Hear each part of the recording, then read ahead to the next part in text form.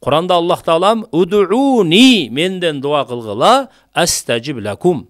Men sizler suragan nerseni beremin degen jok. Men sizlerin duаңарды kabul kılamın dedi. Emi kabul kılam degендин мәнисин туура түшүнүш керек да. Ал эмне деген? Кээде биз жаш балага окшоп өзүбүзгө зыян нерсени Аллахтан сурай берет экенбиз да. Мисалы бир жаш баланын тамагы ооруп атса, ал келип атасына же апасына айтат экен да, мен балмуздак жейм депчи. Мен деген мороженое жейм депчи. Анан ага бербейт да апасы. Сен азыр жесең, дагы тамагың ооруйт сенин. Кийин жейсиң балам деп аны тынчтандырат. Демек кээде жаш бала өзүнө пайда болбогон, өзүнө зыян болгон нерсени өзүнүн ата-энесинен сурап алгандай, биз дагы кээде пендечилик кылып, акылыбыздын кыскалыгынан нәпсибизге берилип, өзүбүзгө зыян бере турган нерсени Алладан сурап алат экенбиз да.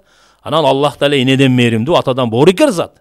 Аллах Таала карайт экен. Ошо биз сураган нерсе эгерде бизге зыян боло турган болсо, Аллах Таала ошол учурда бербей турат экен. Аллах Таала кабыл кылып коет экен, сактап коет экен. Качан пайдалуу болгон кезде берет экен. Же бизге ошолдун ордуна башка нерсе пайда болсо, анын ордуна башка нерсени берет экен. Же ошол дуанын берекетинен инсандын башына келе турган кырсык балени Аллах Таала кайтарат экен.